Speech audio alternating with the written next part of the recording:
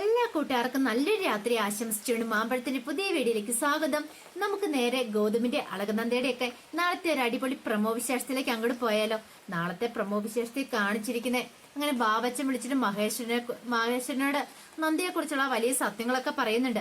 അതിന്റെ വിശേഷങ്ങൾ പിന്നീട് എങ്ങനെയെങ്കിലും ഗാഥയെ രക്ഷിച്ചാൽ മതിയാവുള്ളൂ. അതിനു വേണ്ടിയിട്ട് നന്ദ വീണ്ടും ഇറങ്ങിത്തിരിക്കുകയാണ്. ആ വിശേഷങ്ങളൊക്കെയാണ് നാളെ നമ്മൾ കാണാൻ പോകുന്നത്. ഇന്നലെ നമ്മൾ അവസാനം കണ്ടു ഗൗതമിനോട് നന്ദ ഗാഥയെക്കുറിച്ചുള്ള സത്യങ്ങളൊക്കെ തുറന്നു പറയാണ്.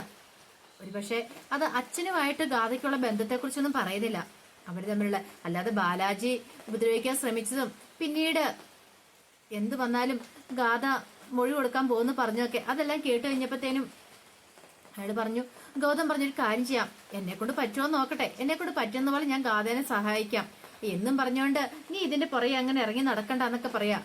ഗൗതത്തിനൊരു ഭയം ഉണ്ടായിരുന്നു, ഇവിടെ ഇതിന്റെ പുറകെ ഇറങ്ങി നടന്നിട്ട് ഇനി എന്തെങ്കിലും അടുത്ത പ്രശ്നം ഉണ്ടാകുമോ എന്നൊക്കെ. പക്ഷെ അങ്ങനെ അടങ്ങിയിരിക്കാണ്ട് നന്ദയ്ക്ക് കഴിയില്ലല്ലോ. നന്ദ എന്ത് ചെയ്യണം? നന്ദ ആലോചിക്കുക, ഇനി എന്ത് ചെയ്താൽ ഗാഥയെ ഒന്ന് രക്ഷിക്കാൻ പറ്റും. ഒരു പക്ഷെ അവൾ ഈ വീട്ടിലേക്ക് കൊണ്ടുവന്നാലോ? കൊണ്ടുവന്ന് ഇവിടെ കുറച്ചു ദിവസം നിർത്തുവാണെങ്കിൽ വലിയ കുഴപ്പമില്ല. പക്ഷെ എന്തും പറഞ്ഞ് കൊണ്ടുവന്ന് നിർത്തും. ഇനിയിപ്പോ മൊഴി കൊടുക്കാൻ പോണെങ്കിൽ, സാക്ഷിമൊഴി കൊടുക്കാൻ പോണെങ്കിൽ അവിടുന്ന് ഒരു കാരണവശാലും പോകാൻ പറ്റില്ല. ഇവിടെ കൊണ്ട് നിർത്തിയിട്ട് തനിക്കിവിടെ കൂട്ടുപോകാൻ പറ്റുമായിരുന്നു, നല്ല കാര്യമായിരുന്നു. പക്ഷെ ഗൗതം സാർ അതിനെ അനുവദിക്കുമെന്നറിയില്ല. ഗൗതം സാറിന്റെ മാത്രമല്ല അനുമതി വേണ്ട, ബാക്കി എല്ലാവരുടെ അനുമതി വേണം താനും. അപ്പൊ അത് എന്താ ഒരു പോംവഴി എന്നൊക്കെ ഓർത്തിരിക്കുമായിരുന്നു. ഈ സമയത്ത് ബാവച്ചൻ മഹേഷിന്റെ ഫോണിലേക്ക് കോള് വിളിക്കുകയാണ്. മഹേഷ് എന്താ വിശേഷം അവിടെ? എന്തേലും പ്രശ്നങ്ങളൊക്കെ ഉണ്ടോ? എന്തെങ്കിലും വിവരങ്ങളൊക്കെ അറിഞ്ഞോ നിൽക്കും. അത് സാറേ, ഒരു പ്രശ്നം ഉണ്ടെന്ന് പറയാം. എന്താടാ, നീ കാര്യം എന്താന്ന് പറ. സാറിന്റെ മോളുണ്ട്, മരുമോളുണ്ടല്ലോ, മരുമോളും പിന്നെ ആ മിഥുനുണ്ടല്ലോ, അവനും കൂടെ ഇന്ന് ആ സുജാതയുടെ വീട്ടിൽ പോയിട്ടുണ്ടായിരുന്നു പറയാ. സുജാതയുടെ വീട്ടില എന്തിനാ പിന്നെ അവരോട് വന്നു നിൽക്കും? അതാ സാറേ, ഒന്നും പറയണ്ട. അല്ല എന്തിനാ അതിനെക്കുറിച്ച് വല്ല അറിയാന്ന് ചോദിക്കണം. താനാണ് അവരോട് സത്യങ്ങളൊക്കെ പറഞ്ഞെന്നറിഞ്ഞ മദ്യലഹരി പറഞ്ഞെന്നറിഞ്ഞിട്ടുണ്ടെങ്കിൽ സാർ ഒരിക്കലും തന്നോട് ക്ഷമിക്കില്ല. അത് പാടില്ല. ഇതെല്ലാം സുജാതയുടെ തലയെ കെട്ടിവെക്കാം, അതൊരു നിവൃത്തിയുള്ളൂ. പെട്ടെന്ന് തന്നെ പറഞ്ഞു, സാറേ അവിടെ ചെന്ന് കഴിഞ്ഞപ്പോ സുജാത എന്തൊക്കെയാ പറഞ്ഞെന്ന് അറിഞ്ഞത്. സാറിനെ കുറിച്ചുള്ള സത്യങ്ങളൊക്കെ നന്ദിയോട് പറഞ്ഞെന്ന് അറിഞ്ഞേ. ദൈവമേ, ചതിച്ചല്ലോ എന്ന് പറയാണ്. ഇനിയിപ്പോ എന്ത് ചെയ്യൂടോ എന്ന് ചോദിക്കുക. എനിക്കറിയില്ല സാറേ, ആ കാര്യങ്ങളൊക്കെ അറിഞ്ഞിട്ട് അങ്ങോട്ട് വന്നിരിക്കുന്നേ. ഇനിയിപ്പോ എന്താ സംഭവിക്കാൻ വന്നത്? സാറിന്റെ വീട്ടിൽ അറിഞ്ഞിട്ടുണ്ടെങ്കിൽ പ്രശ്നമാണെന്ന് തോന്നേ. അതിനു മുമ്പ് സാർ എന്തെങ്കിലും ഒരു തടയിടണോന്ന് പറയാം. മഹേശ്വരൻ ശരി, താൻ ഫോൺ വെച്ചെന്ന് പറയാണ്. പിന്നീട് മഹേശ്വരൻ ആടെ പോയി വെപ്രാളമായിപ്പോയി. നന്ദ തന്നോട് ഇതുവരെയായിട്ട് അതിനെക്കുറിച്ചും ചോദിച്ചിട്ടില്ല.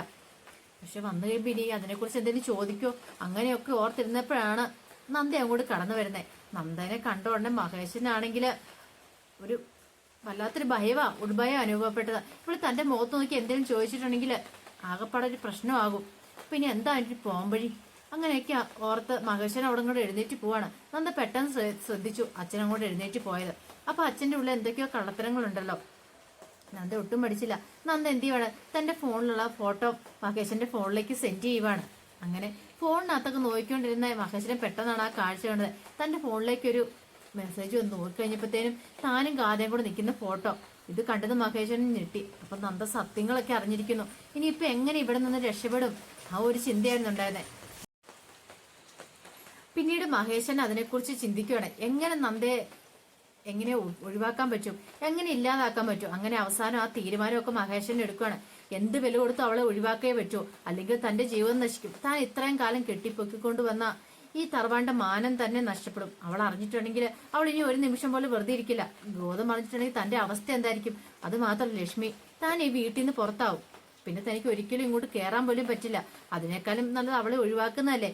പിന്നീട് അയാൾ എന്ത് ചെയ്യുവാണ്, അയാൾ ആ ക്രൂരത ചെയ്യാനായിട്ട് വരുമ്പോഴാണ് അയാൾ തനിക്കറിയാവുന്ന ഒരുത്തനെ വിളിച്ചിട്ട് കാര്യങ്ങളൊക്കെ ഫുൾ ഡീറ്റെയിൽസ് പറയണം നന്ദനെ കുറിച്ചിട്ടുള്ള. എന്നിട്ട് പറഞ്ഞു, ഞാൻ പറഞ്ഞ കാര്യങ്ങളൊക്കെ ഓർമ്മയുണ്ടല്ലോ, എത്രയും പെട്ടെന്ന് കാര്യങ്ങളൊക്കെ തീർപ്പാക്കണം. അതിനുശേഷം എന്നെ വിളിച്ചാൽ മതി എന്നൊക്കെ പറഞ്ഞ് ഫോൺ വെക്കുക. അപ്പൊ നന്ദനെ ഇല്ലാതാക്കാനായിട്ട് മഹേശ്വരൻ അങ്ങനെ കൊട്ടേഷൻ കൊടുക്കുകയാണ്. ഇതൊന്നും അറിയത്തില്ല നന്ദ ഈ സമയത്ത് ലക്ഷ്മിയമ്മയോടും മോഹിനിയോടും ഒക്കെ സംസാരിച്ചുകൊണ്ടിരിക്കുവായിരുന്നു. അപ്പൊ മോഹിനി പറഞ്ഞു, ഈ ഇടയായിട്ട് മഹേശ്വരൻ ഇച്ചിരി ഇത് പെൻഷൻ അസോസിയേഷൻ മീറ്റിംഗ് കൂടുന്നുണ്ടല്ലോ. ആഴ്ചയിലും ഇപ്പം നേരത്തെയൊക്കെ മാസത്തിലായിരുന്നു, ഇപ്പൊ ആഴ്ചയിലൊക്കെ പോകുന്നുണ്ടല്ലോ. എന്താ ഏട്ടത്തി എന്ന് ചോദിക്കുകയാണ്. അപ്പൊ ലക്ഷ്മിയമ്മ പറഞ്ഞു, ഓ അത് എന്റെ സ്വഭാവം അറിയാവുന്ന കാര്യമല്ലേ. ഏട്ടനും വേണം എല്ലാ കാര്യത്തിനും ഓടി നടക്കാനായിട്ട്. വീട്ടുകാര്യങ്ങൾ നോക്കണം, അതോടൊപ്പം തന്നെ അസോസിയേഷന്റെ കാര്യങ്ങളും. ഏട്ടന് പല തിരക്കല്ലേ എന്നൊക്കെ പറയാണ്. എല്ലാം കേട്ട് കഴിഞ്ഞ് പിങ്കിക്ക് ഒരു സംശയം ഉണ്ടാകുന്നുണ്ട്. എന്തിനായിരിക്കും വെല്ലിച്ചിന് ഇപ്പൊ ഓരോ കാരണങ്ങളും എപ്പോഴും ഇടയ്ക്ക് പോകുന്നത്? ഇനിയിപ്പം വെല്ലിച്ചിന് വേറെന്തെങ്കിലും ഉടായ്പ എന്തെങ്കിലും ഉണ്ടോ? അതോ ഇനിയിപ്പോ ഇപ്പൊ തന്നെ അങ്ങനെ ആണെങ്കിൽ ഇന്ത്യവരത്തിലെ സ്വത്തിന്റെ കാര്യത്തില് ഒരു വലിയൊരു ക്രമക്കേട് തന്നെ കാണുന്നുണ്ട്. അപ്പൊ വെല്ലിച്ചിന് ഇതിനകത്ത് എന്തോ ഒരു പങ്കുണ്ട്, അതുകൊണ്ടായിരിക്കുമല്ലോ സംഭവിച്ചേ. പക്ഷെ ഈ പണമൊക്കെ എങ്ങോട്ട് പോയെന്നറിയത്തില്ല. എന്താണെങ്കിലും അത് കണ്ടുപിടിച്ചേ പറ്റുള്ളൂ എന്നൊക്കെ പിങ്കി കരുതുവാണ്. ഈ സമയത്ത് നന്ദ എങ്ങോട്ട് വന്നു. നന്ദയുടെ മുഖം കണ്ടപ്പോ ലക്ഷ്മിയമ്മ ചോദിച്ചു, എന്ത് പറ്റി നന്ദ മോളെ? എന്തോ ഒരു പ്രശ്നമുണ്ടല്ലോ, നിന്റെ മുഖം എന്താ വല്ലാതിരിക്കണേന്ന് ചോദിക്കുകയാണ്. ഒന്നുമില്ല ലക്ഷ്മിയമ്മ, നിനക്ക് അത് തോന്നുന്നതെന്ന് പറയാൻ അല്ല അമ്മയ്ക്ക് അത് തോന്നുന്നതെന്ന് പറയാണ്. പിങ്കി പറഞ്ഞു, ചെമ്പമ്മേടി പോയിട്ട് വന്നേ പിന്നെ നന്ദയ്ക്ക് വല്ല മാറ്റമാ. അതെങ്ങനെയാ? ചെമ്പമ്മേടി പോയി വെറുതെ പോയതല്ല, ആ മിഥുന്റെ ഒപ്പം കറങ്ങാൻ പോയതല്ലേ. ആ കറക്കം കഴിഞ്ഞോടുകൂടി നന്ദയ്ക്ക് ഭയങ്കര മാറ്റമാന്ന് പറയാണ്. നന്ദയ്ക്ക് അങ്ങോട്ട് ദേഷ്യം വന്നു. നന്ദ പറഞ്ഞു, ഇനി പിങ്കി അല്ലോ ഞാന്, വെറുതെ എന്നോട് ചൊറിഞ്ഞോണ്ട് വരില്ല കേട്ടോ, എനിക്ക് അല്ലത്തന്നെ നല്ല ദേഷ്യം വന്നിരിക്കുമെന്ന് പറയണം. മോഹിനി പറഞ്ഞു, അതിന് മാത്രം ദേഷ്യം വരാൻ ഇപ്പൊ പിങ്കി മോളൊന്നും പറഞ്ഞില്ലോ, നീ ചെയ്ത കാര്യമല്ലേ പറഞ്ഞുള്ളൂ, ചെയ്യാത്ത കാര്യം എന്തേലും പറഞ്ഞു എന്ന് ചോദിക്കണം. നന്ദ പിന്നെ ഒന്നും മിണ്ടാതെ അങ്ങോട്ട് പോകണം. നന്ദയ്ക്ക് മനസ്സിലായി അവറ്റോളോട് പറഞ്ഞിട്ട് വലിയ കാര്യമൊന്നുമില്ല. ഇപ്പൊ തന്റെ ലക്ഷ്യം അതല്ല, എങ്ങനെ ഗാഥയെ എന്ന് രക്ഷിക്കാൻ മാത്രമാണ്. അതിന് എന്താ ഒരു മാർഗം എന്നൊക്കെ ഓർത്തിരിക്കുകയാണ്. അച്ഛനോട് ഇനി പറഞ്ഞിട്ട് കാര്യമില്ല, അച്ഛൻ ഒരു കാരണവശാലും ഗാഥനെ രക്ഷിക്കുകയെന്ന കാര്യം ഉറപ്പായി. പക്ഷെ എങ്കിൽ ഇനിയിപ്പൊ എന്താ ഒരു മാർഗം, എന്തേലും ഒരു മാർഗം കണ്ടെത്തിയേ പറ്റുള്ളൂ എന്ന് ഓർത്ത് നന്ദ ഇരിക്കുകയാണ്. ഈ സമയത്ത് ഗൗതം ഗാഥയെക്കുറിച്ച് അന്വേഷിക്കുന്നുണ്ട്, ബാലാജിയെക്കുറിച്ചും ഗാഥയെക്കുറിച്ചും ഒക്കെ. ചെന്നതിന് ശേഷം അവരെക്കുറിച്ച് ഡീറ്റെയിൽ ആയിട്ടൊരു അന്വേഷണം തന്നെ നടത്തുവാണ്. അന്വേഷണം നടത്തി കഴിയുമ്പോൾ തന്നെ ഗൗതമിന് കാര്യങ്ങളൊക്കെ മനസ്സിലായി. ബാലാജി എത്ര വലിയ ഗുണ്ടയാന്നും പിന്നീട് ആ കുഞ്ഞിനെ കുറിച്ചുള്ള ആ കുഞ്ഞിനെ അവൻ എത്ര ക്രൂരമായിട്ടാണ് കൊന്നുകളഞ്ഞതൊക്കെ. അപ്പൊ അതിനെതിരെ മൊഴി കൊടുക്കാൻ പോകുന്ന ഗാഥേനെയാണ് അയാൾ ഇല്ലാതാക്കാൻ ശ്രമിക്കുന്നതെന്നുള്ള സത്യം ഗൗതം അറിയുവാണ്. അപ്പൊ ഗൗതം മനസ്സിൽ വിചാരിച്ച് എങ്ങനെ അവളെ രക്ഷിച്ചല്ലേ പറ്റുള്ളൂ.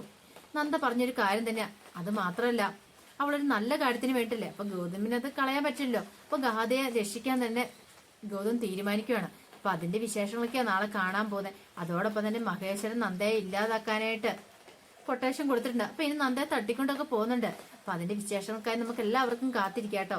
ഒരിക്കൽ കൂടി എല്ലാവർക്കും നല്ലൊരു രാത്രി ആശംസിച്ചുകൊണ്ട് നിർത്തുന്നു. നന്ദി.